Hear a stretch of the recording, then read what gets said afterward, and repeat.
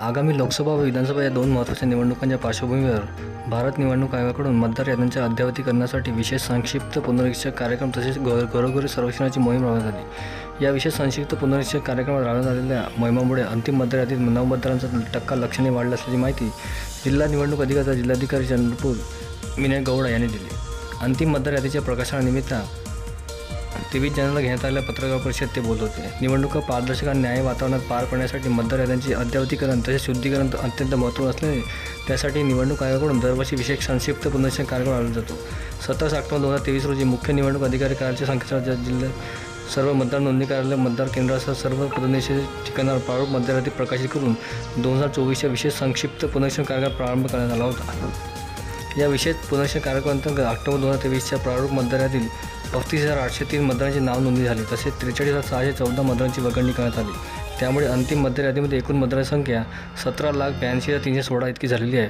त्यानुसार पुरुष मतदार 9,12,483, महिला मतदार 8,69,788 आणि तृतीयपंथी 45 मतदार अंतिम प्रसिद्ध करण्यात आलेल्या मतदार यादीतून नोंदणीकृत आहे। त्यामुळे मतदार यादीतील स्त्री पुरुष गुणोत्तर 947 म्हणून 953 इतके झाले आहे। या पुनरीक्षक कार्यक्रमामध्ये 18 ते 19 वयोगटामध्ये 15,027 मतदारांची नव्याने भर पडली आहे तसेच 20 ते 29 वयोगटात 13,687 मतदारांची वाढ झाली। प्रारूप मतदार यादीत 18 ते 19 वयोगटाची मतदारसंख्या 6,213 होती, ती जानेवारीच्या अंतिम मतदार यादीत 21,240 इतकी झालेली आहे। तर 20 ते 29 वयोगटाची प्रारूप यादीतील मतदारसंख्या 3,12,092 होती, ती अंतिम यादीत 3,25,779 इतकी झाली आहे। विविध सामाजिक संस्था महाविद्यालय यांनी राबवलेल्या मतदार नोंदणी शिबिरात या वयोगटाच्या टक्क्यात वाढ झालेली दिसून येत आहे, अशी माहिती जिल्हाधिकारी विनय गौडे यांनी यावेळी दिली। पुरुष गुणोत्तर 947 वरून 953 झालेला आहे।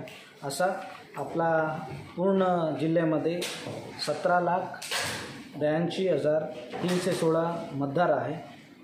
मी सर्व चंद्रपूरच्या नागरिकांना आवाहन करतो की तुमच्या नाव या यादीमध्ये आहे का ते खात्री करावे आणि त्याच्यामध्ये काही दुरुस्ती काही कोणाचा सुटलेला असेल तर अजून वेळ आहे। निवडणूक होईपर्यंत तुम्ही तुमचं नाव नोंदणी करू शकता। तुम्ही तुमच्या जवळच्या मतदान नोंदणी कार्यालय या ऑनलाईन ECAच्या वेबसाईटमध्ये जाऊन त्याच्यामध्ये रजिस्टर करावे।